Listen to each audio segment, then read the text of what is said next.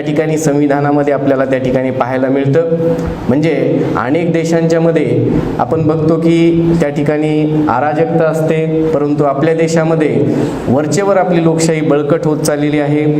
त्यानिमित्तानं आपल्या देशातल्या नागरिकांना त्यांचे मूलभूत हक्क कळावेत, त्यानिमित्तानं आपल्या देशातल्या नागरिकांना त्यांचे मूलभूत कर्तव्य कळावेत, एकूणच देशाच्या शासन प्रणालीविषयी सर्व नागरिकांना त्या ठिकाणी माहिती मिळावी, ते ज्ञान मिळावं, अशा उद्देशानं हा कार्यक्रम या ठिकाणी आयोजित करण्यात आलेला आहे. जिल्हा विधी सेवा प्राधिकरण हे राज्य विधी सेवा प्राधिकरण असेल किंवा राष्ट्रीय विधी सेवा प्राधिकरण असेल, याच्या माध्यमातून सबंध वर्षभर संविधान जागृतीचं आणि कायदेविषयक जागृतीचं काम त्या ठिकाणी करत असतं. केवळ जागृतीच नाही तर वेगवेगळे उपक्रम विधी सेवा प्राधिकरण त्या ठिकाणी राबवत असतं. मग ते महिलांसाठी असेल, थर्ड जेंडरच्या लोकांसाठी असेल, अपंगांसाठी असेल, दबलेल्या वंचित आणि शोषित घटकांसाठी असेल. त्या ठिकाणी एवढंच नाही तर आर्थिकदृष्ट्या दुर्बल लोकांना सुद्धा मोफत न्याय सुविधा प्रोव्हाइड करण्याचं काम त्या ठिकाणी विधी सेवा प्राधिकरण त्या ठिकाणी करत असतं. आणि ह्या जिल्हा विधी सेवा प्राधिकरणाचे पदसिद्ध अध्यक्ष एक्स ऑफिसिओ चेअरमन हे जिल्हा व सत्र न्यायालयाचे प्रमुख न्यायाधीश त्या ठिकाणी असतात. या ठिकाणी बांबर्डे साहेब आपल्या जिल्हा व सत्र न्यायालयाचे प्रमुख न्यायाधीश आणि ex officio chairman of DALSA त्या ठिकाणी काम पाहतात. FK शेख साहेब हे विधी सेवा प्राधिकरणाचं त्या ठिकाणी सचिव म्हणून पूर्णवेळ त्या ठिकाणी काम पाहतात. असं ह्या विधी सेवा प्राधिकरणाचं कार्य आहे. आपण वर्षभरात केव्हाही विधी सेवा प्राधिकरणाला अप्रोच होऊ शकता, तिथं तुम्ही भेटू शकता आणि तुम्हाला जो काही सामाजिक उपक्रम करायचा आहे तुम्ही साहेबांना भेटू शकता. मी स्वतः साहेबांचा अनुभव घेतलेला आहे. म्हणजे अगदी इझी गोईंगमध्ये त्या ठिकाणी विधी सेवा प्राधिकरण जे लोक काहीतरी चांगलं करतायत त्याच्या पाठीमागे खंबीरपणानं त्या ठिकाणी उभं राहतं आणि सातत्यानं वर्षभर त्या ठिकाणी कार्यक्रम विधी सेवा प्राधिकरणाच्या माध्यमातून घेतले जातात. हे या ठिकाणी मी तुम्हाला आवर्जून सांगतो. सर किती वेळ आपल्याला झालं का नाही मग सांगायचं, स्टार्ट करूया. सर्वप्रथम आलेल्या सर्व मान्यवरांचं आणि या ठिकाणी आलेल्या सर्व बंधू भगिनींचं मी शब्दसुमनांना त्या ठिकाणी स्वागत करतो. यानंतर मी अल्पसा परिचय आपल्या सर्व मान्यवरांचा करून देतो. या ठिकाणी आपल्या सर्वांना सुपरिचित असलेल्या आदरणीय फौजिया खान मॅडम आहेत. त्या महाराष्ट्राच्या मंत्री राहिलेल्या आहेत, आमदार राहिलेल्या आहेत आणि सध्या राज्यसभेच्या त्या सदस्य आहेत. मी त्यांचं शब्दसुमनांनी या ठिकाणी स्वागत करतो. त्यानंतर देशातलं जे सर्वात गाजलेलं विद्यापीठ आहे दिल्लीचं JNU विद्यापीठ, त्या ठिकाणी असलेले प्राध्यापक डॉक्टर मिलिंद आव्हाड सर सुद्धा या ठिकाणी आलेले आहेत.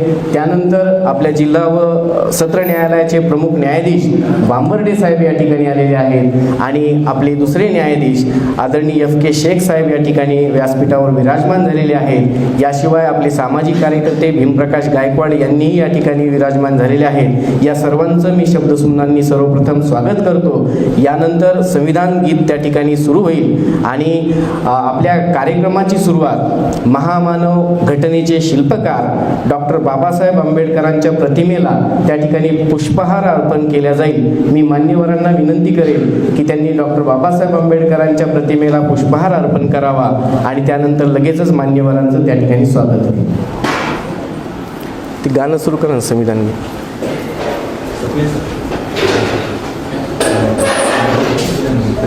संविधान गीत सुरू करा.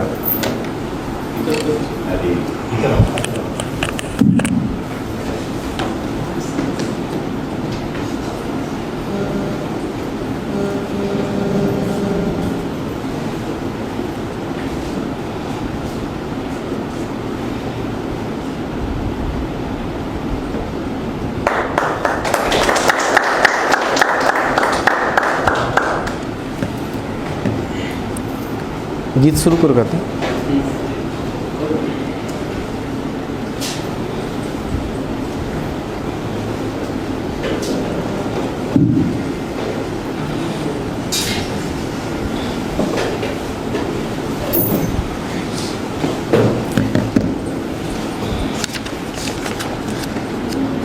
यानंतर मी आपल्या जिल्हा व सत्र न्यायालयाचे प्रमुख न्यायाधीश आदरणीय बांबर्डे साहेबांचं स्वागत करण्यासाठी मी गावंडे साहेबांना अशी विनंती करतो की त्यांनी साहेबांचं स्वागत करावं.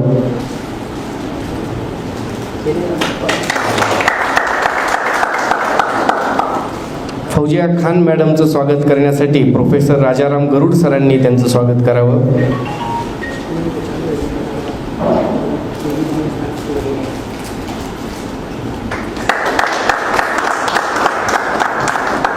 माननीय न्यायाधीश शेख साहेबांचं स्वागत स्वप्नील बोर्डे सरांनी करावं.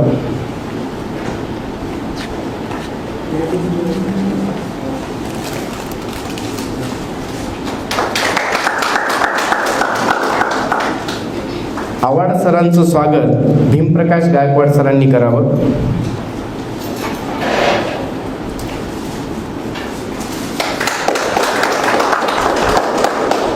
भीमप्रकाश गायकवाड सरांचं स्वागत रफिक शेख सरांनी करावं.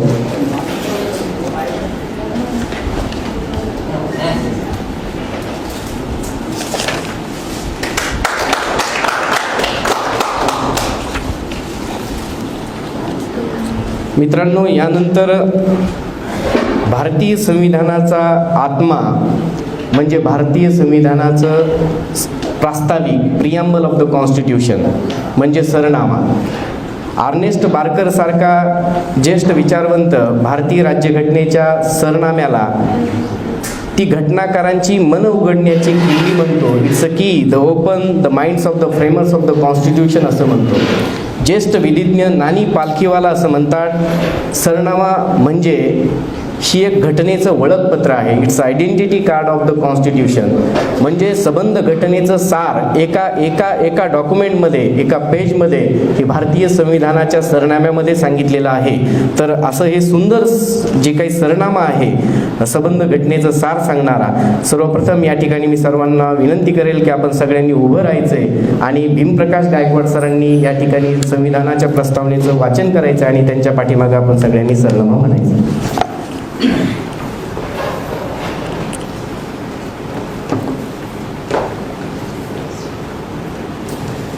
या ठिकाणी आता सरनाम्याच्या संदर्भात विविध तज्ज्ञांनी काय म्हटलं विरांतरांनी सांगितलेलं आहे.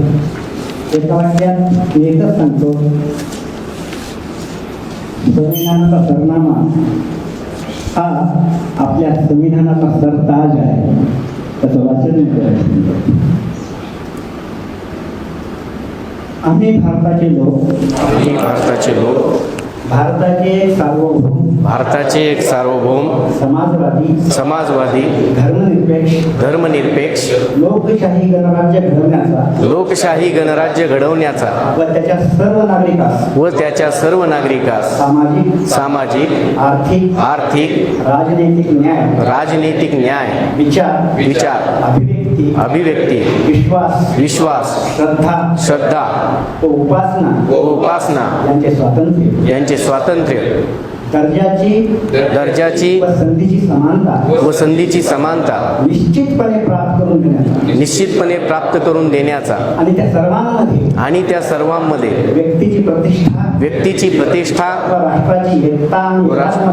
व राष्ट्राची एकता व एकात्मता यांचे आश्वासन देणारी बंधुता प्रवर्धित करण्याचा गांभीर्यपूर्वक निर्धार करून आमच्या संविधान सभेत आज दिनांक 26 नोव्हेंबर 1949 रोजी याद्वारे हे संविधान अंगीकृत आणि अधिनियमित करून स्वतः प्रत अर्पण करत आहोत. जय संविधान, जय भारत.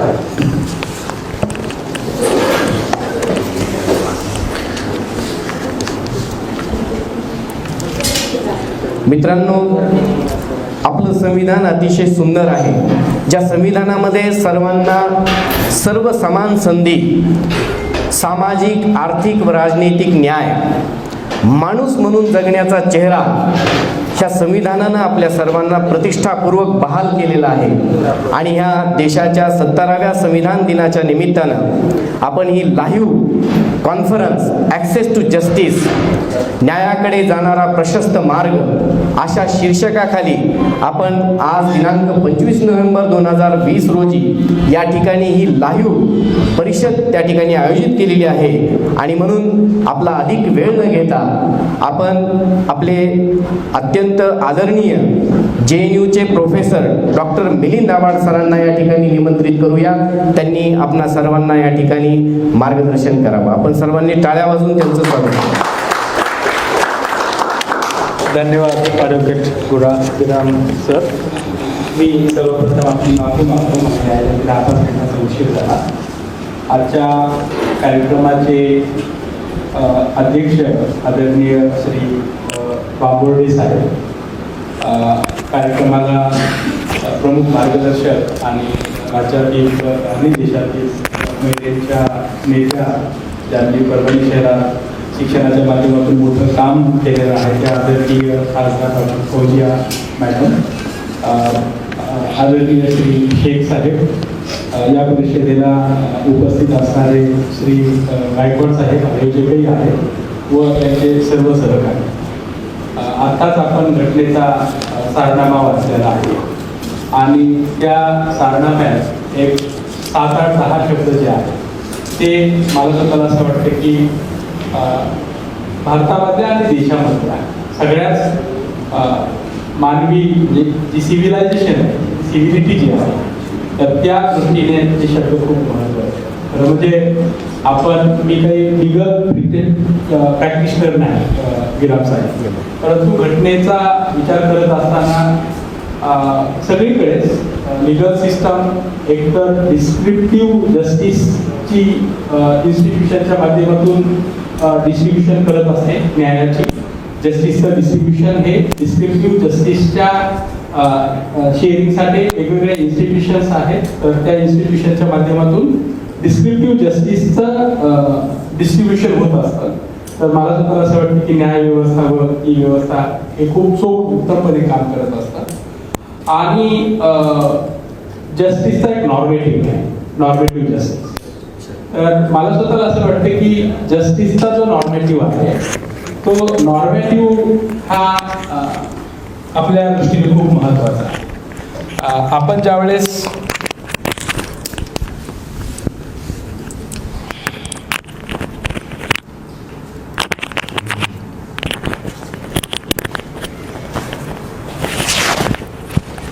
हा जो जस्टिसचा नॉर्मेटिव्ह जो आहे, नॉर्मेटिव्ह जस्टिस, डिस्क्रिप्टिव्ह जस्टिस, तर मला स्वतःला असं वाटतं की नॉर्मेटिव्ह जस्टिस जो आहे हा गुड सेन्सकडनं डिस्क्रिप्टिव्ह जस्टिस कॉमन सेन्सकडे जाणारा असतो. तर नॉर्मेटिव्ह जस्टिस जो आहे, जो इथल्या म्हणजे भारतामध्ये संविधान सभा बघितली, ड्राफ्टिंग कमिटीचे डिस्कशन जर पाहिले किंवा ड्राफ्टिंग कमिटीच्या त्या 40-42 दिवसामध्ये ज्यांचं पार्टिसिपेशन होतं ते खूप म्हणजे भारत हा एकदम प्लुरल डेमोक्रेसी आहे, प्रचंड मोठ्या इंटरसेक्शनॅलिटीज आहेत. तर या प्लुरल डेमोक्रेसी, इंटरसेक्शनॅलिटीजचं पार्टिसिपेशन ड्राफ्टिंग कमिटीमध्ये पाहिली, त्याची जर चर्चा पाहिली तर भारतामधल्या कॉन्स्टिट्यूशन मेकिंगची जी प्रोसेस आहे किंवा त्याची जी इंटेलेक्च्युअल हिस्ट्री आहे ती नॉर्मेटिव्ह जस्टिसची आहे. ती नॉर्मेटिव्ह जस्टिसकडनं डिस्क्रिप्टिव्ह जस्टिसकडे जाणारी आहे. त्याच्यामुळे घटनेमधला ह्युमन डिग्निटी आणि नॅशनल इंटिग्रिटी हे जे 2 शब्द आहेत, तर ह्युमन डिग्निटी ही याच्यासाठी महत्त्वाची आहे की मला स्वतःला असं वाटतं की भारतासारख्या देशामध्ये जिथे प्रचंड मोठ्या प्लुरॅलिटीज आहेत, इंटरसेक्शनॅलिटीज आहेत, रिजनल आणि लिंग्विस्टिक डिफरन्सेस आहेत, तर अशा सगळ्या देशामध्ये ह्युमन डिग्निटी ही महत्त्वाची आहे. तिची सुरक्षितता घटना देते आणि त्या सुरक्षिततेमधून आपण सगळे नॅशनल इंटिग्रिटी किंवा देशाच्या एकात्मतेकडे जातो. त्याच्यामुळे मला स्वतःला असं वाटतं की घटनेमध्ये डेमोक्रेसी, जस्टिस, एक 8-10 जे शब्द आहेत, बंधुता, त्याच्यानंतर म्हणजे घटनेचा जर सारनाम बघितला तर न्याय, त्याच्यानंतर मी फक्त कारण मी त्यालाच घेऊन बोलणार आहे. धर्मनिरपेक्ष, सार्वभौम, समाजवाद, निरपेक्ष, धर्मनिरपेक्ष, लोकशाही, गणराज्य, डेमोक्रेसी, रिपब्लिक. तर हे 5 शब्द, न्याय, स्वातंत्र्य, समानता आणि बंधुता हे 4 शब्द. आणि शेवटी हे संविधान अर्पण करत आहोत ह्युमन डिग्निटीच्या ह्युमन डिग्निटीनं. तर मला स्वतःला असं वाटतं की हा जो गुड सेन्स जो आहे, हा गुड सेन्स सगळीकडे देशामध्ये ज्या कॉन्स्टिट्यूशन्स आहेत त्या कॉन्स्टिट्यूशनची जर इंटेलेक्च्युअल हिस्ट्री जर आपण पाहिली तर त्या गुड सेन्समधनं कॉमन सेन्सकडे आलेल्या आहेत. मला स्वतःला असं वाटतं की आता कॉन्स्टिट्यूशनल नॅशनलिझमच्या काळामध्ये आपण सर्व जो कॉन्स्टिट्यूशनचा गुड सेन्स जो आहे तो भारताच्या नागरिकाला कॉमन सेन्स बनवायचा आहे, भारताच्या नागरिकाचा आपल्याला कॉमन सेन्स बनवायचा आहे, सारासार विचार बनवायचा आहे. तर मला स्वतःला असं वाटतं की भारतामध्ये जिथे प्रचंड मोठ्या प्रमाणातल्या प्लुरॅलिटीज आहेत त्या प्लुरॅलिटीजमध्ये डिस्क्रिप्टिव्ह जस्टिसचं काम करणाऱ्या संस्था तर खूप उत्तम काम करतात, परंतु जस्टिसचा जो नॉर्मेटिव्ह आहे त्या नॉर्मेटिव्हला कॉमन सेन्स बनवण्यासाठी आपल्या सगळ्या लोकांना काम करण्याची गरज आहे. भारतीय संविधान ते काम करण्याची सगळ्यांना सुरक्षितता देते, हमी देते. त्याच्यामुळे मला स्वतःला असं वाटतं की ह्या ज्या परिसंवाद आहेत किंवा ही जी चर्चा आहे, ही जी डिस्कोर्सिव्ह ॲबिलिटी आहे, या डिस्कर्सिव्ह ॲबिलिटीमधून हा जो कॉमन सेन्स आहे, हा कॉमन सेन्स वेगवेगळ्या स्वरूपात फिक्शनलाइज करण्याचा प्रयत्न केला जातो. म्हणजे आता आपण देशामधलं सगळं जर इंटेलेक्च्युअल ॲटमॉस्फिअर बघितलं तर या इंटेलेक्च्युअल ॲटमॉस्फिअरमध्ये जे डॉमिनंट डिस्कोर्स आहेत, इंटेलेक्च्युअल डिस्कोर्स, नॅशनलिझमचा डिस्कोर्स असेल, त्याच्यानंतर कॉन्स्टिट्युशनलिझमचा डिस्कोर्स आहे, त्याच्यानंतर सोशल जस्टिसचा डिस्कोर्स आहे, सेक्युलरिझमचा डिस्कोर्स आहे, हे सगळे नेशन वाईज जे डिस्कोर्स आहेत हे डिस्कोर्स पॉलिटिकल आयडिओलॉजीला ॲसर्ट करतात.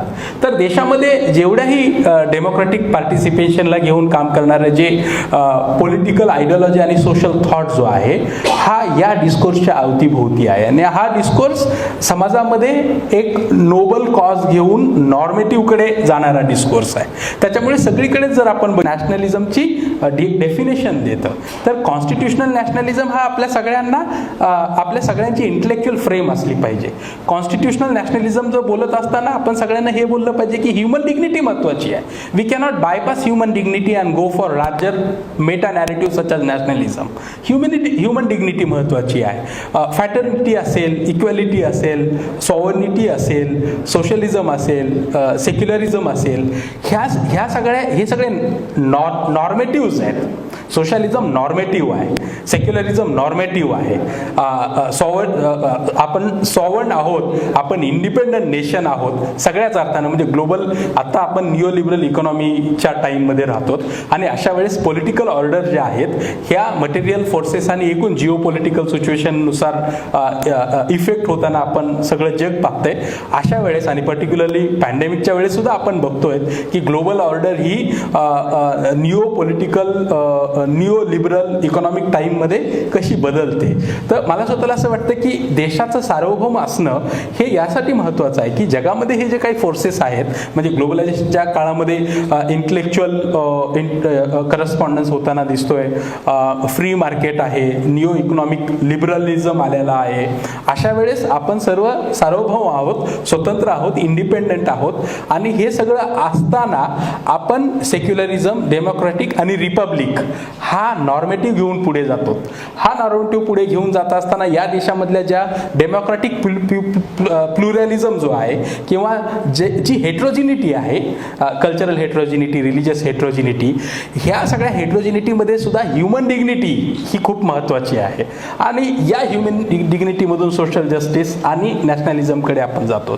तर मला स्वतःला असं वाटतं की आपण या सगळ्या गोष्टीचा डिस्क्रिप्टिव्ह जस्टिसचं डिस्ट्रीब्युशन करणाऱ्या इन्स्टिट्यूशनने आणि त्याच्यात पार्टिसिपेंटनं नॉर्मेटिव्ह जस्टिसकडे पाहून डिस्क्रिप्टिव्ह जस्टिसला ॲनालाइज केलं पाहिजे, शेप केलं पाहिजे, फ्रेम केलं पाहिजे. आणि नॉर्मेटिव्ह जस्टिसनं मेडिवल मेडिवल वर्ल्डमध्ये जशी एक इथिकल आणि मॉरल कोड ऑफ कंडक्ट वेगवेगळ्या ट्रेडिशन्स आहेत, काही ठिकाणी रिलिजियस ट्रेडिशन आहेत, काही ठिकाणी रिच्युअलिस्टिक ट्रेडिशन्स आहेत, काही ठिकाणी होत्या आहेत, म्हणजे काही ठिकाणी टेक्स्चुअल ट्रेडिशन आहेत. वेगवेगळ्या रिलिजनमध्ये वेगवेगळ्या ट्रेडिशनमधनं इथिकल आणि मॉरल कंडक्ट इनोक झालेला आहे किंवा फॉलो झालेला आहे. तर त्याची जी रिप्लेसमेंट आहे, कॉमन सेन्सची रिप्लेसमेंट जी आहे ती पोस्ट मॉडर्न टाईममध्ये कॉन्स्टिट्यूशनल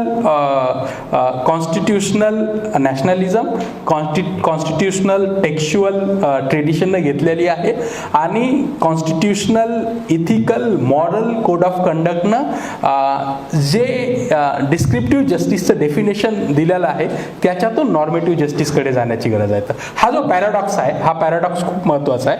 नॉर्मेटिव्ह जस्टिस आणि डिस्क्रिप्टिव्ह जस्टिसचा जो डायलेक्ट आहे, या डायलेक्टमधनं एक सिव्हिलिटीचा जन्म होतो आणि मला स्वतःला असं वाटतं की आपण निओ सिव्हिलिटीकडे या कॉन्स्टिट्यूशनल नॅशनलिझमकडे जातो आहोत. त्याबद्दल आपण सगळ्यांचं अभिनंदन करू. खरं म्हणजे आपण सर्व लोक कॉन्स्टिट्यूशनल नॅशनलिझमला मानणारी माणसं आहोत आणि जे जे कॉन्स्टिट्यूशन आपल्याला शिकवलेला आहे तो आपला सारासार विचार कॉमन सेन्स मानून ते आपलं इथिक्स आणि मॉरल कंडक्ट बनेल याकडे आपण प्रयत्न करू. एवढंच या निमित्तानं सांगतो आणि थांबतो. धन्यवाद.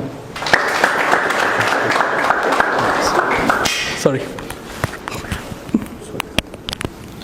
धन्यवाद आदरणीय प्राध्यापक मिलिंद आव्हाड सरांनी अतिशय सुंदर असं मार्गदर्शन केलेलं आहे आणि त्यांच्या अभ्यासपूर्ण शैलीमध्ये अतिशय शास्त्रोक्त पद्धतीनं त्यांनी त्यांची मांडणी या ठिकाणी केलेली आहे. म्हणजे कशा पद्धतीनं ultimate object of the constitution justice for all आहे आणि कशा पद्धतीनं कॉन्स्टिट्यूशनल अवेअरनेस आपल्या सबंध जनतेमध्ये निर्माण झालं पाहिजे याच्याविषयी त्यांनी या ठिकाणी विवेचन केलेलं आहे. सर आपले खूप धन्यवाद. यानंतर थोडासा सिक्वेन्स माझ्याकडून थोडा हे झाला, मी त्याबद्दल माफी मागतो.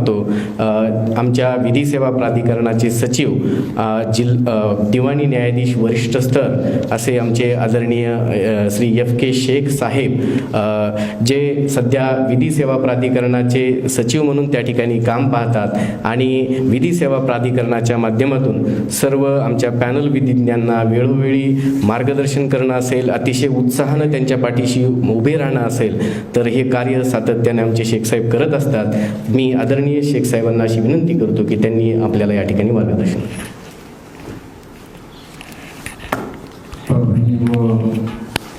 हिंगोली जिल्ह्याचे प्रमुख जिल्हा व सत्र न्यायाधीश आदरणीय बांबार्डे साहेब, आदरणीय खासदार डॉक्टर फौजिया खान मॅडम, आदरणीय आव्हाड सर, आदरणीय गायकवाड सर, असं म्हटलं जातं की let justice be done though the heavens fall. याचा थोडक्यात असा अर्थ आहे की आभाळ कोसळलं तरी चालेल पण न्याय झाला पाहिजे. आणि तो सांगण्यामागचा हेतू असा आहे की न्याय हा प्रत्येकाचा मूलभूत हक्क आहे. तर हा न्याय कसा मिळवून द्यायचा, तर हा न्याय मिळवून द्यायचा असेल तर आपल्याला नॅशनल लीगल सर्व्हिसेस अथॉरिटी माननीय सुप्रीम कोर्ट त्याद्वारे काम करतं, Maharashtra state legal services authority माननीय उच्च न्यायालय त्याच्यामार्फत काम करतं आणि डिस्ट्रिक्ट लीगल सर्व्हिस अथॉरिटी त्याच्यामार्फत आम्ही काम करतो. आणि आम्ही काम करत असताना आमच्याकडून महिला, बलात्कार पीडित महिला, ॲसिड अटॅकमधल्या महिला, कामगार असतील, लहान मुलं असतील, दिव्यांग असतील, कुठल्याही प्रकारचा व्यक्ती, इवन तृतीयपंथीयांसाठी आता माझी त्या कमिटीमध्ये नेमणूक झालेली आहे जी कलेक्टर साहेबांच्या अध्यक्षतेखाली आहे, की ज्या वारांगना आहेत ज्यांना ड्राय रॅशन मिळू शकत नाही कारण त्या सेल आउट होतात आणि त्यांच्याकडे कुठलंही आयडेंटिटी प्रूफ नसतं, तर त्यांना ड्राय रॅशन मिळवून देण्यासाठी सुद्धा आम्ही काम करत आहोत. तर या निमित्ताने मला आपल्याला असं आवाहन करायचं आहे की डिस्ट्रिक्ट लीगल सर्व्हिसेस अथॉरिटी परभणीचं ऑफिस ज्या कोणाला असं वाटत असेल की आपल्यावर अन्याय होतं त्यांच्यासाठी सदैव खुला आहे आणि आम्ही आपल्यासाठी सदैव योग्य ते काम, न्याय मिळवून देण्याचं काम आम्ही करत राहू. एवढंच या ठिकाणी बोलतो आणि जास्त वेळ न घेता थांबतो. जय हिंद, जय महाराष्ट्र.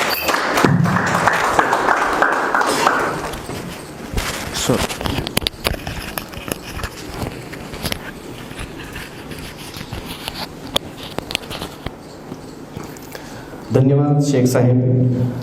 मित्रांनो, आपलं संविधान हे युनिक आहे. म्हणजे जगातलं सर्वश्रेष्ठ संविधान भारताचं संविधान त्या ठिकाणी आहे. म्हणजे भारतामध्ये एवढी प्रचंड विविधता असून देखील भारतामध्ये अखंड एकात्मता त्या ठिकाणी नांदते आहे.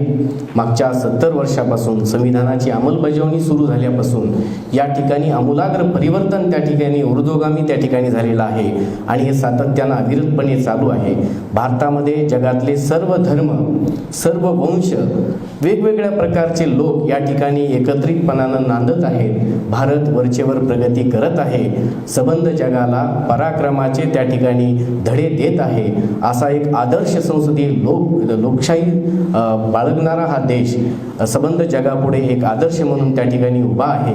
आणि अशा या सर्वात मोठ्या संसदीय लोकशाहीच्या त्या संसदीय मंदिरामध्ये त्या ठिकाणी सेवा करणाऱ्या आणि आपल्या सबंध महाराष्ट्राच्या नेत्या, सर्वांचं नेतृत्व करणाऱ्या आपल्या राज्यसभेच्या सदस्या, आपल्या महाराष्ट्र राज्याच्या माजी मंत्री आणि ज्यांचं वक्तृत्व, मग त्यांची मराठी असो, हिंदी असो का इंग्लिश असो, त्यांचे विधिमंडळातले भाषणं असो की संसदेतले भाषणं असो, आपण त्या ठिकाणी नेहमीच ऐकतो. अशा आदरणीय फौजिया खान मॅडम यांना अशी विनंती करतो की त्यांनी आम्हा सर्वांना मार्गदर्शन करावे.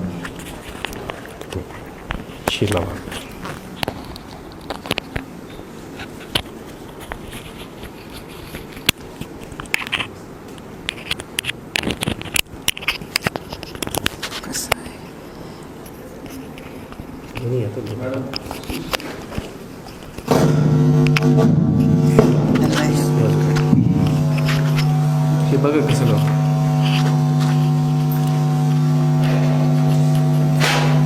का बरोबर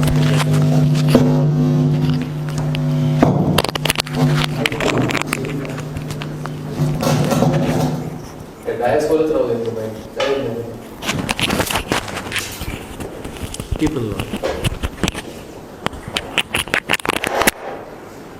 थँक्यू.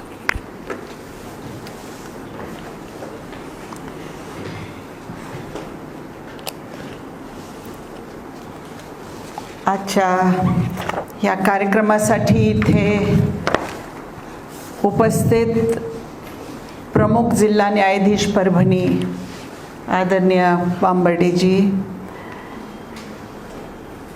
FK शेख दिवाणी न्यायाधीश, डॉक्टर मिलिंद आव्हाड JNU मध्ये प्रोफेसर जे आहे, भीमप्रकाश गायकवाड संस्थापक अध्यक्ष संविधान साक्षरता रथ, तसंच ॲडव्होकेट अमोल गिराम हे पॅनल विधी आणि उपस्थित सर्व. आज हा कार्यक्रम कॉन्स्टिट्यूशन डेच्या निमित्ताने आपण घेत आहोत. 26 नोव्हेंबर हे संविधान दिवस आहे आणि संविधान दिवस साजरा करण्याची प्रथा आहे. पण हा दिवस आपण कशामुळे साजरा करतोय? Why do we celebrate? Why is it necessary? हा महत्त्वाचा प्रश्न आहे. मला असं वाटतं की जेव्हा आपण रस्त्यावर चालतो आणि आपल्याला एखादा ट्रॅफिक सिग्नल दिसतो, लाल लाईट दिसतो, तर आपण जे आहे आपल्या जीवनामध्ये, आपल्या समाजामध्ये शांती राहावी म्हणूनच हा कार्यक्रम आहे. कोणी असं सांगू नये की ही बायको खूप सुंदर आहे तुझी, ही माझी आहे, मला पाहिजे आहे. कारण असं झालं तर काय होईल समाजामध्ये? किंवा तुमच्या घर आवडला तर हा घर माझा आहे, तुमची जमीन माझी आहे. जर असं होऊ लागला तर समाजामध्ये काय होईल ही कल्पनासुद्धा आपण करू शकत नाही आहे. आणि म्हणून जसं आव्हाड साहेबांनी सांगितलं की एक सन्मानपूर्वक जीवन आपला अधिकार आहे आणि ही डिग्निटी आणि हा सन्मान देण्याचं काम हे संविधान आपल्याला करतोय. आणि म्हणून आपण हा संविधान दिन साजरा करतोय. कारण हे सगळं आपल्याला माहीत पाहिजे संविधान कोणाच्यासाठी आहे. पण पण अशी जाणीव आपल्याला समाजामध्ये दिसत नाहीये. प्राचीन काळापासून तर आजपर्यंत, आधुनिक काळापर्यंत हे समाज इव्हॉल्व झालेला आहे, त्याची प्रगती झालेली आहे, एव्होल्युशन झालेलं आहे. म्हणजे प्रत्येक क्षेत्रामध्ये उत्क्रांती होत गेलेली आहे. ते कुठलाही क्षेत्र असो. जर आपण आदी मानवचा विचार केला तर तो त्याच्याकडे कपडे पण नव्हते, तो कपडा घालत नव्हता, मग पाने घालू लागला, मग क्लॉथ विविंग सुरू झाली, मग वेगवेगळ्या प्रकारचे टेक्निक्स आले, मग वेगवेगळ्या प्रकारचे कापड आले आणि आज आपण ब्रँडपर्यंत पोहोचलेलो आहोत. त्याच पद्धतीने हत्यार जे होते ते दगडाचे हत्यार होते आणि न्यूक्लिअर बॉम्ब आज आपल्याकडे उपलब्ध आहे. हे उत्क्रांती, हे एव्होल्युशन समाजामध्ये होत गेलेलं आहे. त्याचप्रमाणे व्हेकल्स जे आहे, आज आपण सुपरसॉनिक प्लेन्समध्ये आपण प्रवास करतो, पण आधी लोक घोड्यावर जायचे, बैलावर जायचे, कॅमल्सवर जायचे. त्याचप्रमाणे सामाजिक संस्कृतीमध्ये सुद्धा उत्क्रांती झालेली आहे, एव्होल्युशन झालेलं आहे. आणि ह्याचप्रमाणे सिस्टम्स ऑफ गव्हर्नमेंटमध्ये सुद्धा एव्होल्युशन झालेलं आहे. आणि आपण एक स्तरापर्यंत पोहोचलेलो आहोत. त्याच्या आता आपण डिव्हॉल्व होऊ शकत नाही, मागे जाऊ शकत नाही. एक इव्हॉल्व्ड आणि सुंदर सिस्टम आपल्याला मिळालेलं आहे. आपण मेडिसिनच्या उदाहरण घेऊ. वैद्यकीय क्षेत्रामध्ये आधी जे कोणी आजारी झाला तर काय करायचो आपण? भोंदू बाबाकडे जायचो.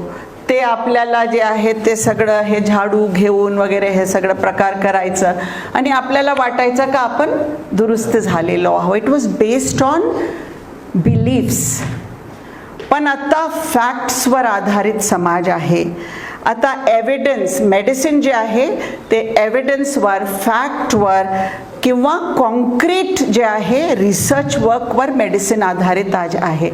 त्याच्यामुळे आज एकाच्या हृदय आपला दुसऱ्यामध्ये टाकू शकतो आपण, एकाच्या डोळा दुसऱ्यांना देऊ शकतो आपण, एकाच्या लिव्हर किंवा किडनी ट्रान्सप्लांट करू शकतो. पण आधी असं नव्हतं, कारण ती मेडिसिन ते बिलीफवर आधारित होते, फॅक्ट्सवर आधारित नव्हता. त्याचप्रमाणे लॉ सुद्धा इव्हॉल्व झालेला आहे. आधी जे कायदा होता ते बिलीफ्सवर आधारित होता किंवा रूलर्सवर आधारित होता.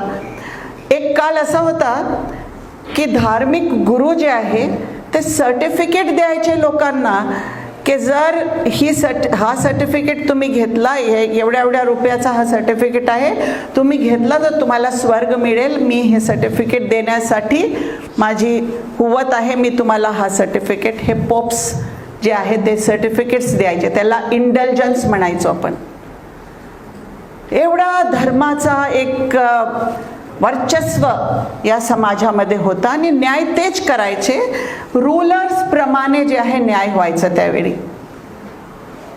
पण आधुनिक काळापासून ते समजा आपण वर्ल्ड वॉर पर्यंत जेव्हा आलो तर वर्ल्ड वॉरमध्ये लढून एकमेकावर अन्याय करून, अन्याय सहून जेव्हा जग थकून गेला तेव्हा त्यांनी एक नियमावली केली जगासाठी की आता आपण शांतीपूर्वक जीवन जगू. आपण जे आहे हे लोकतंत्र, लोकशाहीच्या पद्धतीने आपल्याला न्यायपूर्वक समाज उभा केला पाहिजे असं जगाच्या स्तरावर ठरलं.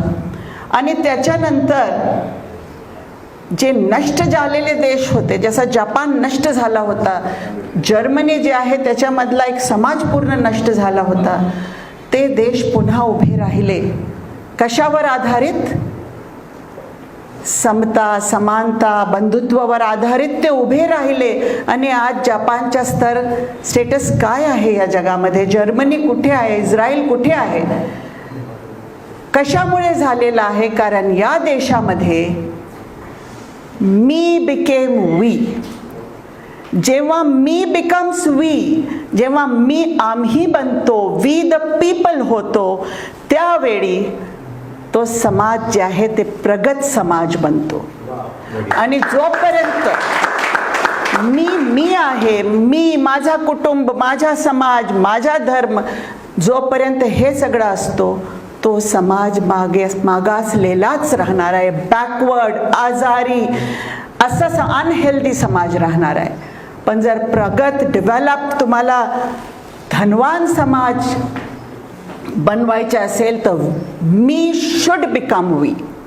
आणि तोच झाला जेव्हा संविधान फ्रेम झाला, जेव्हा आपण असं डिसाईड केलं की आपल्याला इव्हॉल्व्ह होऊन आता एक मोठा संविधान तयार करायचं आहे, चांगला, सगळ्या देशाचे जे संविधान आहे, कोड ऑफ कंडक्ट आहे, सगळ्या धर्माचे जे कोड ऑफ कंडक्ट आहे, त्याच्यामधला जे बेस्ट ऑफ द बेस्ट आहे ते आपण स्वीकार करूया. आणि याच्यामध्ये सगळ्यांना जे आहे असं वाटलं पाहिजे की माझ्या प्रतिबिंब या संविधानामध्ये आहे, मी आहे त्या संविधानामध्ये, हा संविधान माझ्यासाठी आहे, तो रिप्रेझेंटेशन माझा आहे असा वाटावा. म्हणून खूप मोठी एक्सरसाइज झाली त्यावेळी. कॉन्स्टिट्युएंट असेंब्ली फॉर्म झाली. त्या कॉन्स्टिट्युएंट असेंब्लीमध्ये जे आहे 398 मेंबर्स होते आणि त्यांनी मला वाटतं 131 सिटिंग्स केले, 11 अधिवेशन झाले, 165 डेज कामकाज चालला आणि 2 वर्ष 11 महिने 17 दिवस हे सगळे एक्सरसाइज झाली. आणि हे जे 398 मेंबर्स होते ते मेंबर्स कोण होते? एकापेक्षा एक मोठे रिप्रेझेंटेटिव्स. काश्मीर ते कन्याकुमारी, तुम्ही सांगितलं, एका ठिकाणी जे आहे ते रामाची पूजा होते, एका ठिकाणी रावणाची पूजा होते. असा आपला इतका मोठा देश, इतके डायव्हर्स कल्चर्स, इतके लँग्वेजेस, जगात असं उदाहरण दुसरं नाही आहे. या पद्धतीच्या देशाला अखंड ठेवणं आणि त्याच्यासाठी एक नियम करणं सगळ्यांच्यासाठी, ती एक्सरसाइज जी आहे हे 398 मेंबर्सनी केली. प्रत्येक समाजाच्या रिप्रेझेंटेशन त्या मेंबर्समधले होतं.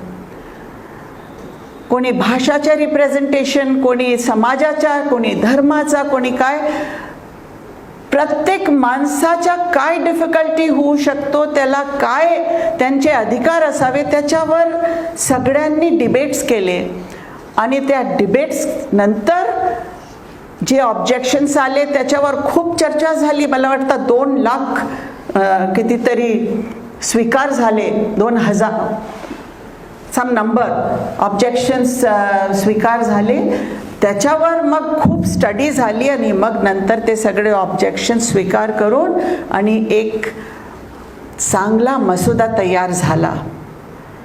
माझा बोलण्याचा अर्थ असा आहे की जेव्हा हे लॉ ऑफ द लँड बनला त्यावेळी याच्यामध्ये सगळ्यांचा विचार करून, या देशामधला प्रत्येक नागरिक याचा विचार करून, त्याच्या फ्रीडमच्या, त्याच्या समानतेच्या, त्याच्या इक्वॅलिटीच्या, हे सगळं विचार करून हा संविधान तयार झाला.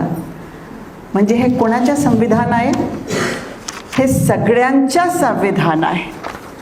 याच्यामध्ये तुम्ही आहे, तुम्ही आहे, तुम्ही आहे, मी आहे, सगळे आहे.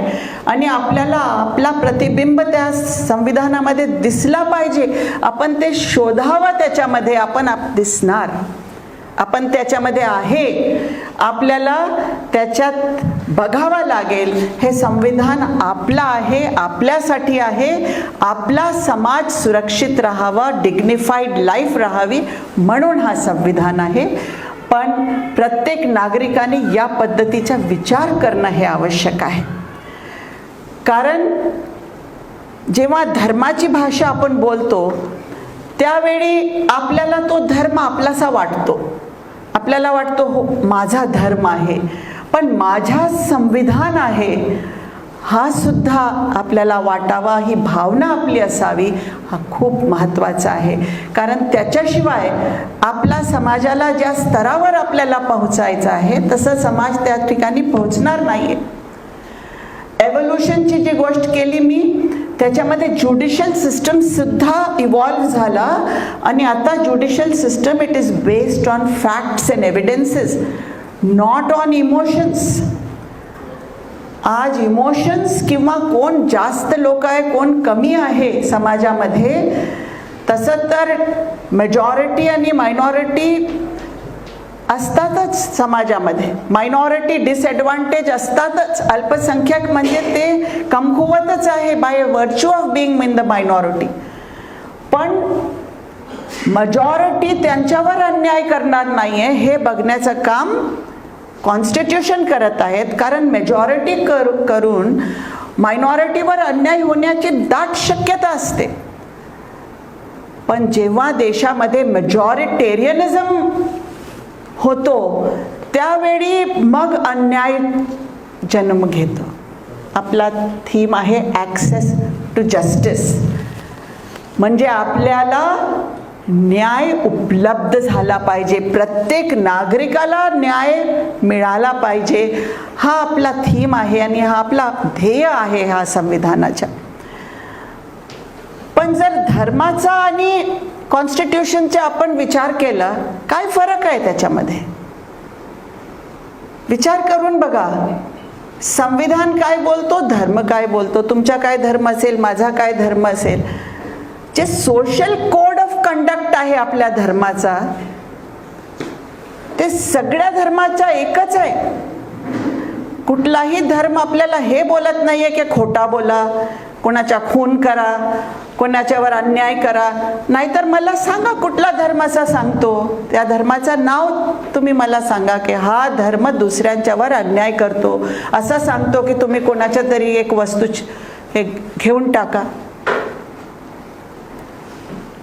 फक्त फरक असा आहे धर्माधर्मामध्ये, स्पिरिच्युअलिझम मध्ये फरक असेल, connection to the next world किंवा द नेक्स्ट सुपिरियर जे काही एक्झिस्टन्स आहे त्याच्यामध्ये डिफरन्स असेल, पण सोशल कोड ऑफ कंडक्टमध्ये काहीच डिफरन्स नाही आहे. धर्म तोच सांगतो जे संविधान सांगतो, त्याच्यात काय फरक नाही.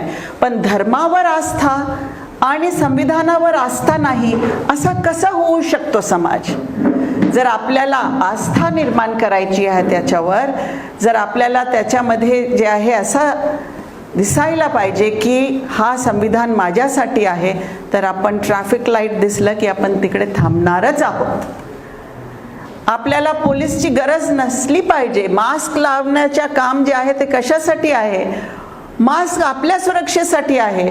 पण पोलिसाच्या दंडे पडल्याशिवाय आपण मास्क लावत नाहीये, तर हे समाज म्हणजे कसं उभं राहणार आहे? संविधान हे it is the mother of all laws. सर्व कायद्यांची जननी हे संविधान आहे. आणि हे जे कायदे आहे, कायदे तर आधी पण होते, असं नाही आहे की कायदे जेव्हा आपल्याला संविधान मिळाला त्यावेळीच कायदे आले नाही. पण संविधानाने आपल्याला काय दिलं? संविधानाने आपल्याला हा अधिकार दिला की जर इररेलेव्हंट असेल कायदा तर त्यांना राईट ऑफ करा, बाद करा. जर कायद्यामध्ये काय न्यू नीड्स जे आहे ते नसेल तर नवीन कायदे करा. जसं आपल्याला आधी आपले बेसिक नीड्स होते अन्न, वस्त्र, निवारा. आता गव्हर्नमेंटनी एज्युकेशनला पण बेसिक फंडामेंटल राईट केलेला आहे, राईट टू एज्युकेशनचा कायदा केलेला आहे की शिक्षण आज इतका महत्त्वाचा आहे की त्याच्याशिवाय जीवन पुढे जाऊ शकत नाही आहे. म्हणून it has become a fundamental right. Earlier जे आहे महिलांना आम्हाला शिक्षणाचा अधिकार नव्हता. महिला शिक्षण घेऊ शकत नव्हती. 50% ऑफ द पॉप्युलेशन अशिक्षित होती. आणि खास म्हणजे जी आई आहे, ज्याच्या घरात जी पहिली शाळा आहे, ज्याच्या घरात संस्कार घडतात, तिला अशिक्षित ठेवणारा आपला समाज होता. पण आपल्याला महिलांना इक्वॅलिटी देण्याचं काम आपल्या संविधानाने केलेलं आहे. ती शिक्षण घेऊ शकते, ते कुठेही जाऊ शकते, ते काहीही बोलू शकते, ते कोणाच्या सोबतही लग्न करू शकते.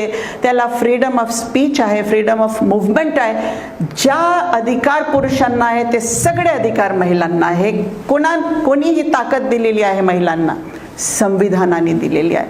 आपल्या 50% पॅरलाइज्ड असा समाज होता, त्या समाजाला पाय देऊन उभा करून त्यांना भरारी देण्याचा जे आहे अधिकार हे संविधानाने दिलेला आहे. आणि म्हणूनच आपला समाज हे प्रोग्रेस करू शकतो, नाहीतर कुठे विकास होणार? समाज कोलॅप्स होणार या पद्धतीचा समाज जे आहे. याशिवाय अनेक प्रथा जे होते, सती होता, चाइल्ड मॅरेजेस होते, किंवा दहेजची प्रथा आहे, हे सगळे जे जे सोशल इव्हल्स निर्माण झाले त्याला काउंटर करण्यासाठी नवीन कायदे आले. कायदे करणारा जे आहे पार्लमेंट, त्याच्यात कायदे झाले, पण कायद्यांना इंटरप्रेट करणं किंवा कायदे बाद करण्याचा अधिकार मात्र ज्युडिशरीला आहे.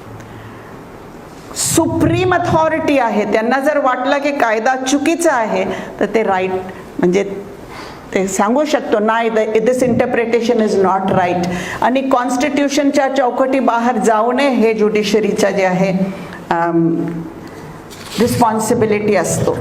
मला असं वाटतं की ज्युडिशरीची रिस्पॉन्सिबिलिटी इतकी मोठी आहे. जजेस जे आहे ते सुद्धा त्यांचा एक धर्म असतो, काहीतरी बिलीफ असतो, पण you have to fight against your inner feelings also at the same time, जे आमच्यामध्ये नाही आहे दुसऱ्या सोशल ग्रुप्समध्ये, की आम्हाला जे आहे आमच्या इनर फिलिंग्सला कॉन्फ्लिक्ट नाही आहे, पण तुम्हाला जर वाटत असेल की अरे मी असं न्याय द्यावं, तरीसुद्धा based on facts, based on evidence तुम्हाला न्याय द्यावंच लागत आहे. ते इनर कॉन्फ्लिक्टला फाईट करून ती बॅटल खूप मोठी बॅटल आहे असं मला वाटतं. पण हे आपल्या ज्युडिशियल सिस्टमची सुंदरता आहे. एक जे सिस्टम आपण ठरवलेलं आहे आपल्यासाठी, त्या सिस्टमला रिस्पेक्ट करणं, त्या सिस्टमला फॉलो करणं हे आपलं काम आहे.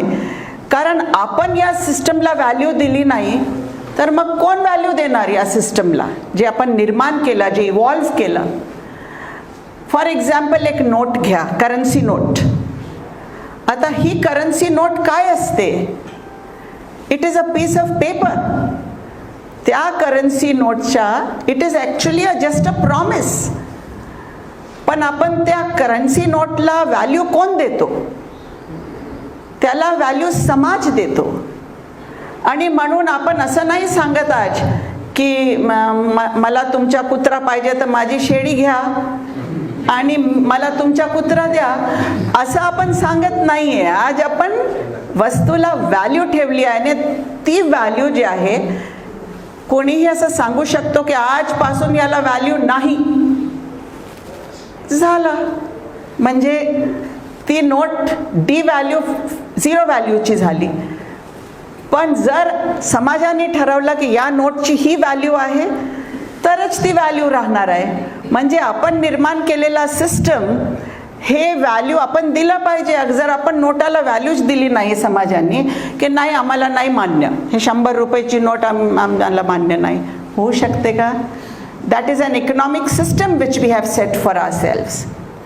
त्याच पद्धतीने संविधानाने दिलेले कायदे ते आपण त्यांना व्हॅल्यू दिलं पाहिजे. आपण नाही दिले तर आपला समाज कसं होईल हे आपण समजू शकतो. कारण constitution is not just a book of rules which is giving us की आमचे अधिकार काय आहे, आमचे ड्युटीज काय आहे, फक्त तेवढं नाही आहे.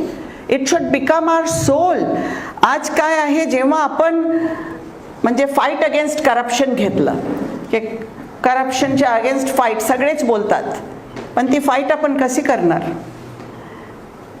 तुम्ही काय चूक केली, पोलीसवाल्याला 100 रुपये द्या, पोलीसवाला जे आहे लॉयरला 100 रुपये देणार, 200 देणार, ते जजला देणार, म्हणजे काय होऊ शकते? आपल्या देशात नाही आहे तसं, पण कुठल्याही समाजामध्ये तसं होऊ शकते.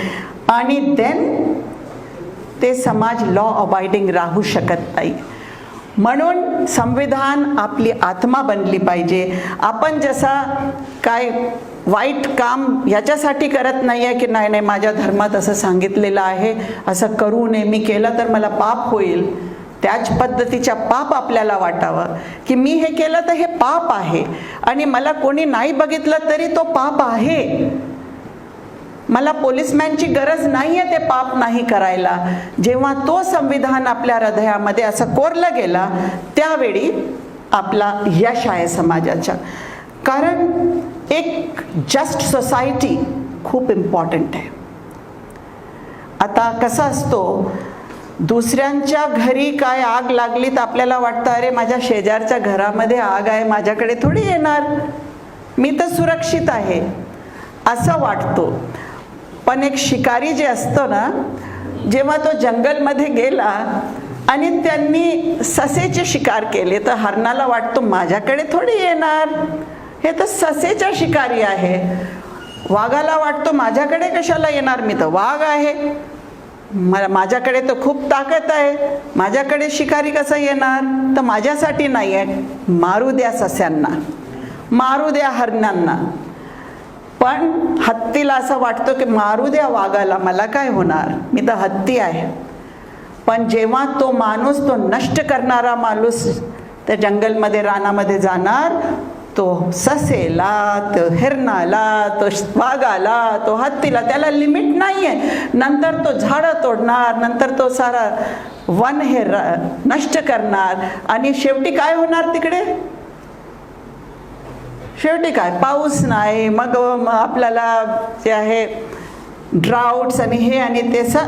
Imagine a society without laws, जिथे कायदा नाही, जिथे कानून नाही, तसं इमॅजिन करा.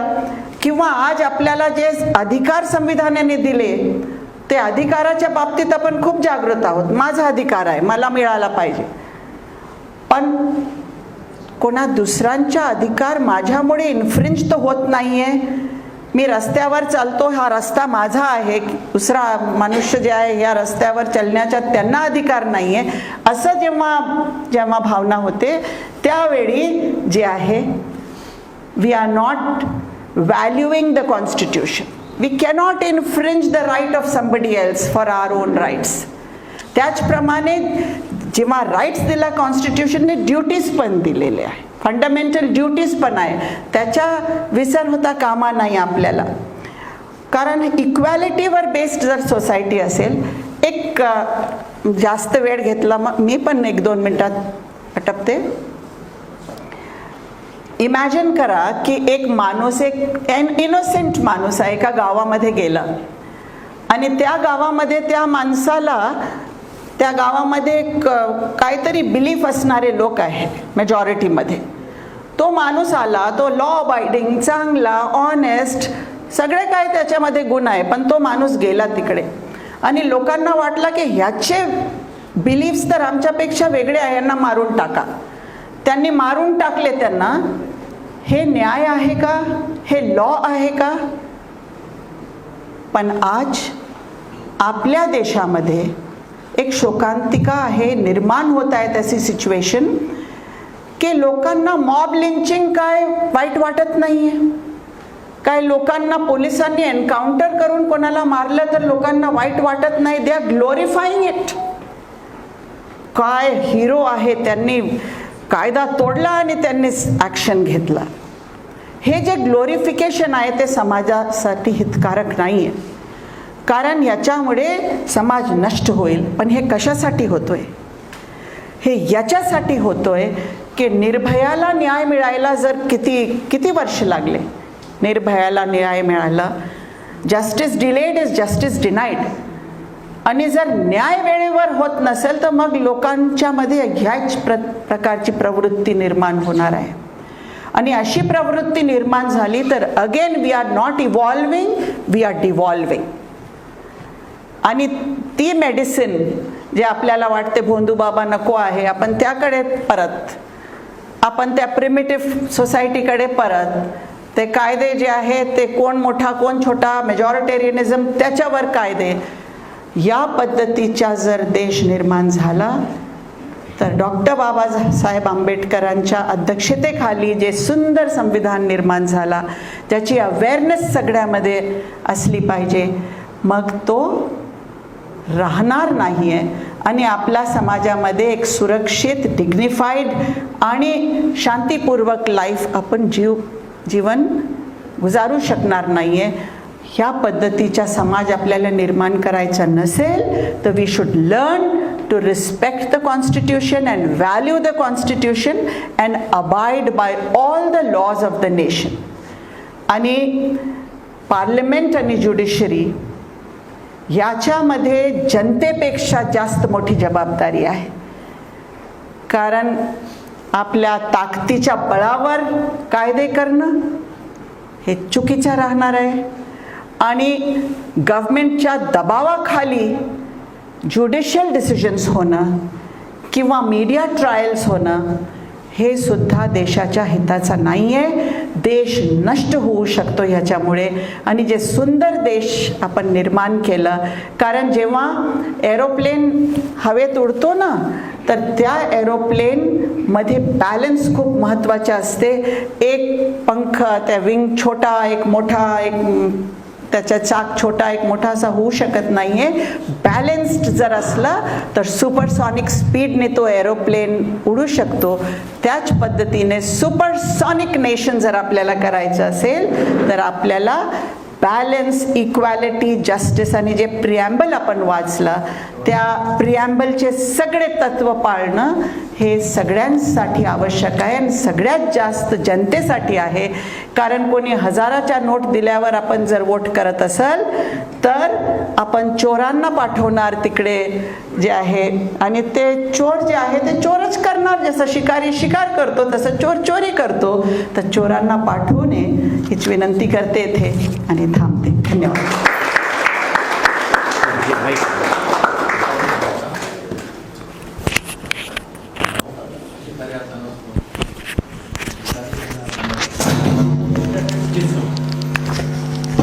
धन्यवाद, खूप खूप मॅडम धन्यवाद.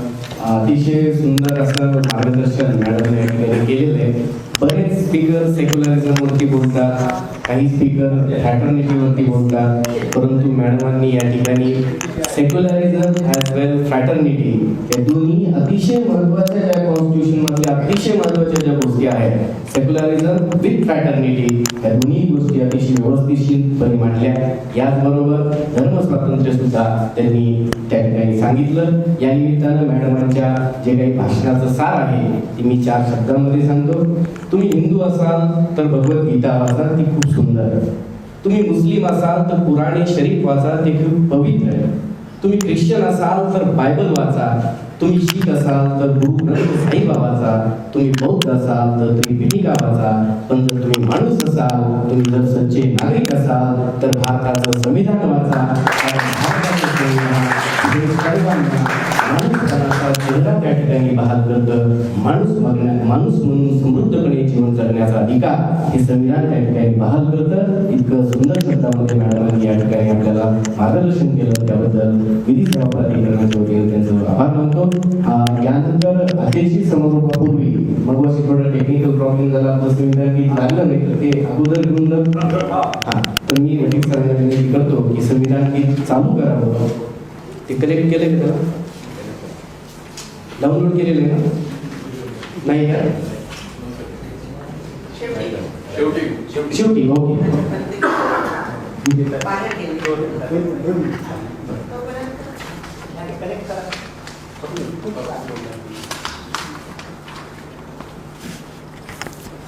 मित्रांनो, महात्मा गांधीजींचं एक वाक्य आहे, काही मुठभर लोकांच्या हातात सत्ता देऊन खरे स्वराज्य साकार होणार नाही, तर सत्तेच्या दुरुपयोगाला विरोध करण्याचे सामर्थ्य सर्व जनतेला प्राप्त होईल, तेव्हाच खरे स्वराज्य साकार होईल. हे वाक्य जे आहे ते मॅडमांच्या व्याख्यानातून अतिशय तंतोतंतपणे त्या ठिकाणी उतरलेलं आहे. म्हणजे सबंध जनता, तळागाळातला नागरिक जोपर्यंत आपल्या अधिकारांना, आपल्या कर्तव्यांना धरून त्या ठिकाणी जागृत होणार नाही, तोपर्यंत समताधिष्ठित न्यायावर आधारलेलं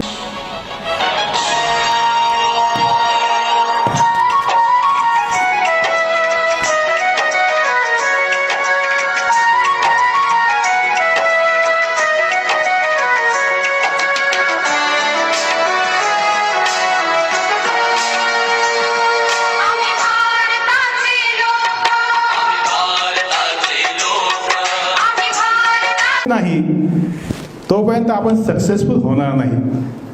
कारण आपण जे आता घटना पाहतो आहोत, मॅडमने सांगितलं त्याच्याविषयी,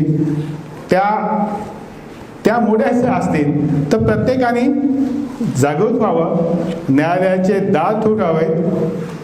त्या माध्यमातून आपला समाज पुन्हा विचार करेल, दुसऱ्याच्या अधिकाराविषयी विचार करेल, आपल्या अधिकाराचा विचार करेल. आणि याकरता, या सर्व प्रक्रियेकरता आम्ही विधी सेवा प्राधिकरण तत्पर आपल्या सेवेत आहोत. अध्यक्ष म्हणून मला सांगावं लागेल की मिलिंद आवाजसहांनी आम्हाला पुन्हा एकदा जागा केलं आणि त्यांनी खूप चांगला स्पीच दिलं. पुष्कळ दिवसानंतर आम्ही एक चांगला स्पीच ऐकलं. फौजिया मॅडमनी आम्हाला पार्लिमेंटच थेट घेऊन गेल्यात. त्यांनी आपलं पार्लिमेंटचं वक्तव्य दाखवून दिलं आणि खरोखर त्यांनी जनतेच्या प्रतिनिधी आहे ते दाखवून दिलं आणि त्यांना जनतेच्या भावनेची जाण आहे दाखवून दिलं. त्या सर्वांना त्या दोघा प्रमुख वक्त्यांचा मी आभार मानतो.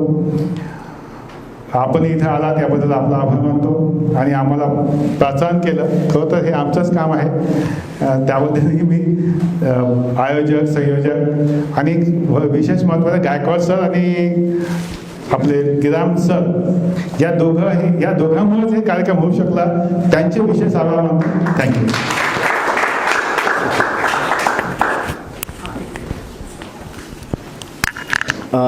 या ठिकाणी आदरणीय बांबर्डे साहेबांनी सुंदर असं मार्गदर्शन आपल्या सर्वांना केलेलं आहे आणि कशा पद्धतीनं चर्चिलनं काय भाकीत केलं परंतु आपल्या संविधानकर्त्यांनी एवढं सुंदर संविधान लिहून त्याचं ते जे काही भारताविषयीचं स्टेटमेंट जे आहे ते त्या ठिकाणी मोडून काढलं. अतिशय सुंदर शब्दात मार्गदर्शन केल्याबद्दल धन्यवाद सर.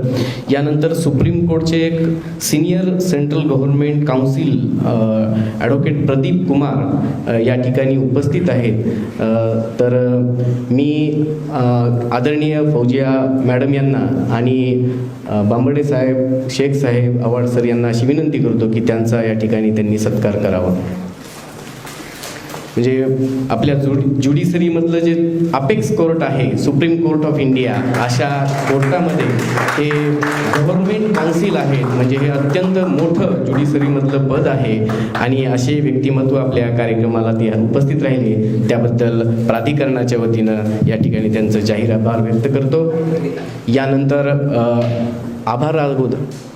यानंतर आभार प्रदर्शन होईल आणि आभार प्रदर्शनानंतर राष्ट्रगीतानं आपल्या या कार्यक्रमाची सांगता होईल. तर माझे परममित्र प्राध्यापक रफिक शेख सर यांना अशी विनंती करतो की त्यांनी या ठिकाणी आभार प्रदर्शन करावं.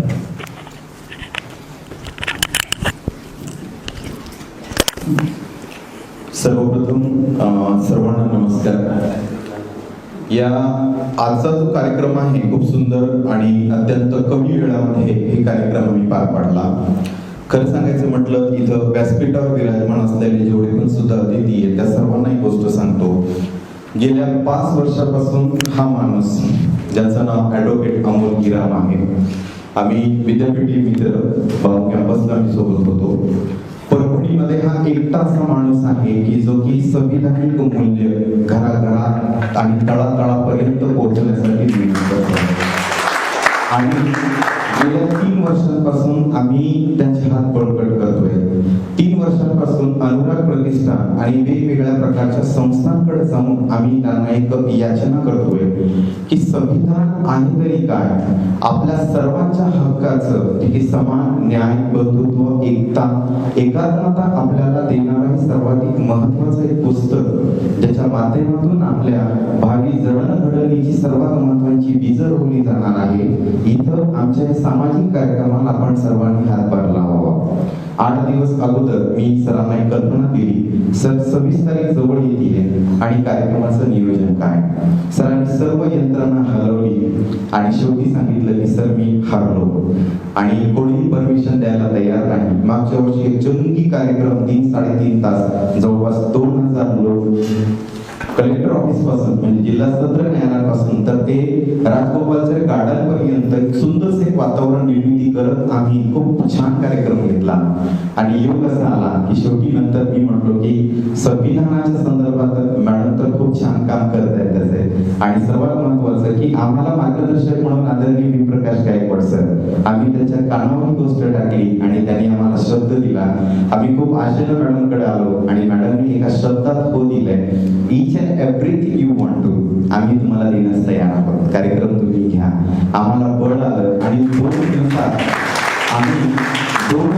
या कार्यक्रमाचं सुंदर नियोजन केलं आणि मॅडमचं खरंच या ठिकाणी ठिकाणी मनापासून कौतुक आणि या निमित्तानं हार्दिक आभार. पण ह्या सर्व कार्यक्रमांच्या माध्यमातून आपण एक गोष्ट विसरली की हा एकटाच माणूस हा धावतोय, त्याचा कुठेतरी सत्कार राहिला.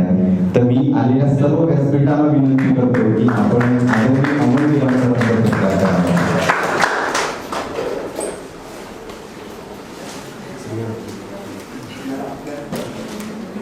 ही सुरुवात आहे. आपण सर्वांचा स्नेह, आशीर्वाद आणि सहकार्य आम्हाला इथून पुढे लागायचे. धन्यवाद. ऍक्सेस टू जस्टिस एक कॉन्फरन्स मॅडमनी सुचवलेलं नाव. आम्ही याला समाजाच्या शेवटच्या तळागाळापर्यंत प्रत्येक घरापर्यंत नेण्याचं आम्ही कार्य नक्कीच आम्ही करूया. या कार्यक्रमाच्या निमित्तानं सर्वात महत्वाचं मनापासून हार्दिक आभार माननीय राज्यसभा सांसद फौजिया खान मॅडम, त्यासोबतच नंतर त्यांचं इथंच स्थानिक ठिकाणी त्याचा स्टाफ, स्पेशली माननीय श्री व्ही पांभाडे सर, प्रमुख जिल्हा व सत्र न्यायाधीश परभणी, आणि खास करून जेएनयू मधून आलेले प्राध्यापक जे की आमच्या इथे अगोदरांचं नाव मी ऐकलं होतं, आज त्यांची वाणी आम्ही इथं बघितली आणि 2 ते 3 की गोष्टी तुम्ही सांगितल्या. आम्ही नक्कीच सर आमच्या येणाऱ्या पुढच्या कार्यक्रमात आम्ही करण्याचा प्रयत्न करूया. 2 ते 3 फाउंडेशन्स आणि अनुराग प्रतिष्ठान यांच्या संयुक्त विद्यमानं आम्ही वर्षभराचे कार्यक्रम आम्ही आखून घेतलेले आहेत आणि त्या पूर्ण कार्यक्रमात जिल्हा विधी सेवा प्राधिकरण आम्हाला सहकार्य करते, हे आमच्यासाठी सर्वात महत्वाची लाखाची गोष्ट आहे. जिल्हा सत्र न्यायाधीश, त्यानंतर सोबतच नुकताच आलेले सुप्रीम कोर्टचे जे काउन्सिलर आहेत त्यांचं पण सुद्धा मनापासून हार्दिक आभार. हे कार्यक्रमाची मुख्य रूपरेषा ही ऍडव्होकेट अमोल गिराम साहेबांची. कार्यक्रमाला सुंदर पद्धतीने स्वरूप देण्याचं काम आदरणीय व्ही प्रकाश गायकवाड सरांनी केलं आणि कार्यक्रम पूर्णत्वास नेण्यासाठी जो पाठबळ आम्हाला दिलं, येणाऱ्या पुढच्या प्रत्येक कार्यक्रमात आणि ह्या संविधानाच्या कार्यक्रमात आपण सर्वजण आम्हाला प्रत्येक वेळेस सहकार्य कराल, किमान अपेक्षा बाळगून आपण सर्वांचं मनपूर्वक हार्दिक आभार या निमित्तानं करतो. इथं थांबतो. धन्यवाद. राष्ट्रगीत हो. यानंतर मित्रांनो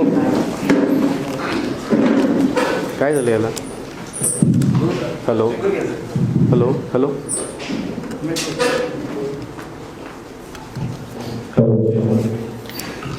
राष्ट्रगीतानंतर या ठिकाणी ब्रेकफास्टची पण व्यवस्था केलेली आहे, त्यामुळे आलेल्या सर्व मान्यवरांना विनंती की सर्वांनी ब्रेकफास्ट पण त्या ठिकाणी करायचा आहे. सावधान, एक साथ राष्ट्रगीत शुरू करेंगे. शुरू कर.